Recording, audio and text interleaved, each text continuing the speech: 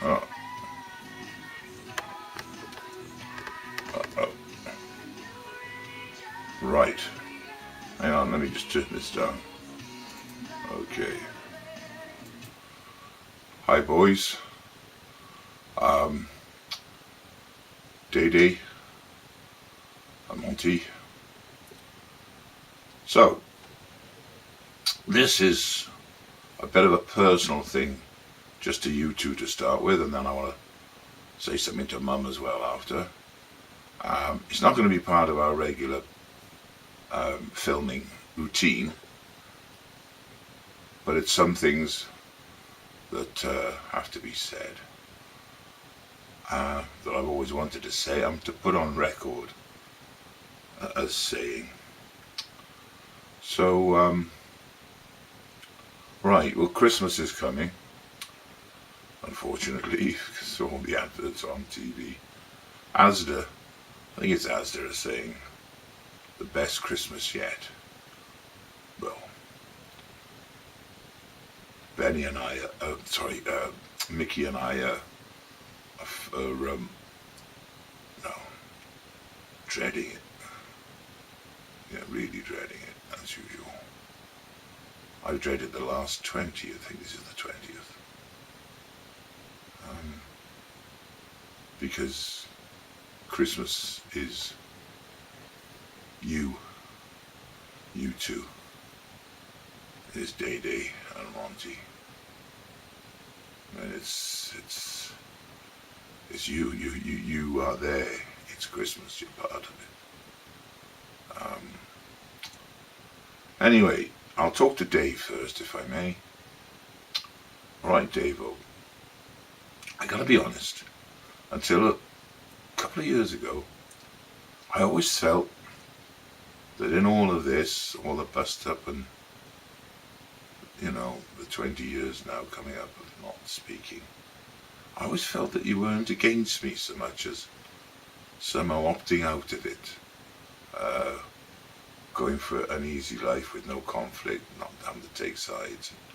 I didn't realise that you completely changed from my son, who once told me standing outside the Joneses' house, how can I ever leave you? I am you. I was in 1999, when we were lodging there together, and it reminded me, still does, of Steven Gerrard, when they won the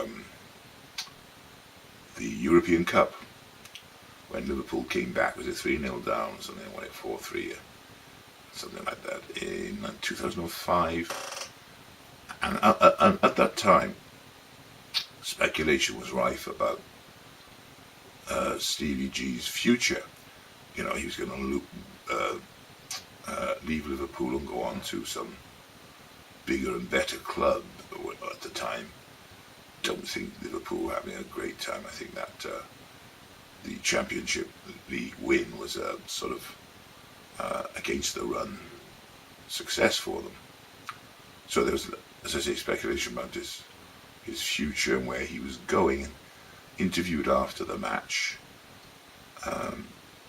one of the reporters asked him again what was his future, and he said, "How can I leave them now?" And it was an odd thing, because you could read a lot into that statement.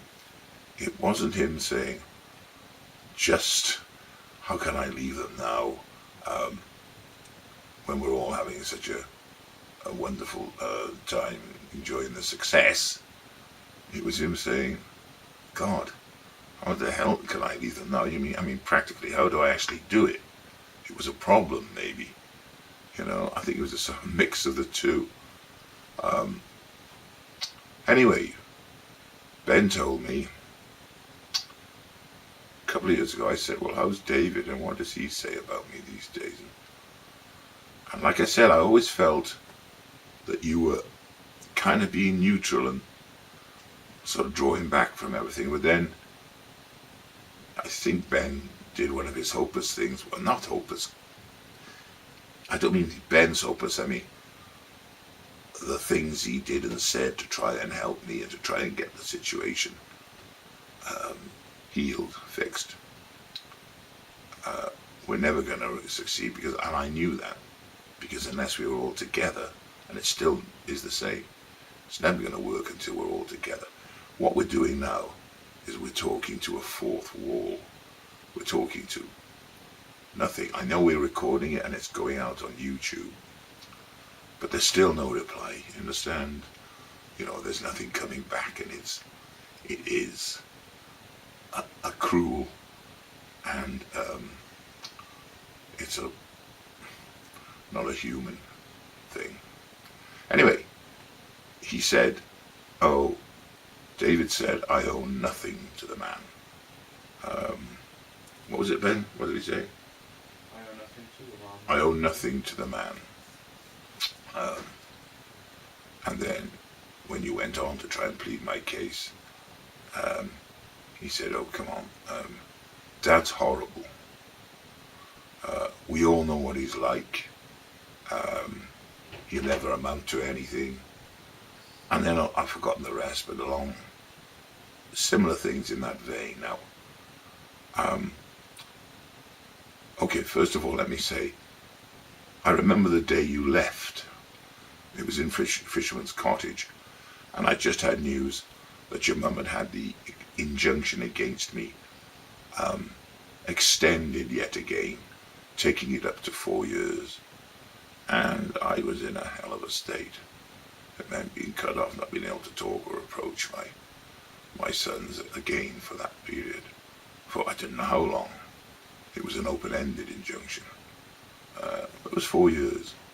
4 years of that, living in a police state for me. And so I was in a hell of a state, and then I actually swore and said something ugly about your mum. I know I did that day. I know I did. I couldn't help it. I should have helped it. Okay. And your head went down, and you kind of didn't say much and trooped out the door, and I called after you, and you walked back up to New Mex, and that was it. You never spoke to me again. I remember once on the phone, Ben had come to answer the phone, and I asked to speak to you, and I could hear you in the background, and Benny said to you, Dave, aren't you going to talk to Dad? And I heard, of course I fucking am, your angry voice, and I knew you weren't. And then I saw you once in a beer garden outside the captain's table, and you were sitting there with Sam, Ian, maybe the lad from Gumpreston. Who's that, Ben?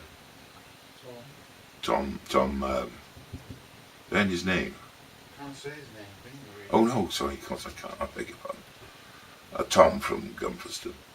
And I walked past, and you sort of raised your hand like this and did a sort of wave, I don't know what it was, kind of some kind of gesture acknowledging my presence.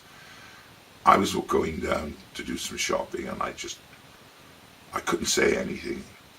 I didn't want to come over and talk to you in front of all your friends.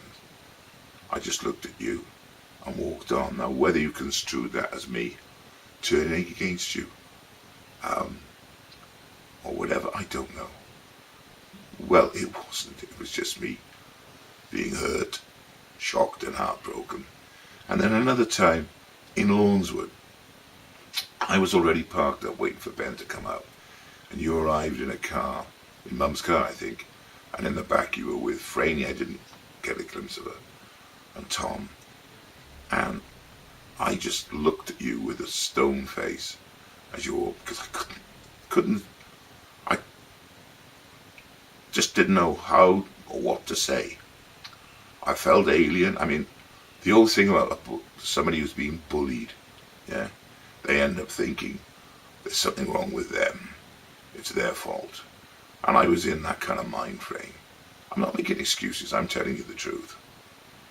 And I just sort of stared stony at you. Whether you interpreted that as me as some sort of some hostility or grudge against you or not, it was nothing. It was just fear of the emotion that I was feeling, the heartbreak. So, and then I guess in the following years after that, you were just hearing nothing but bad things about me from Mum and Tom. That was a constant drip feed of that. I guess it's, to be honest, it probably suited your situation with regard to your friends who, like especially, you know, only your closest friends, and they and their family were, their parents were very much against me.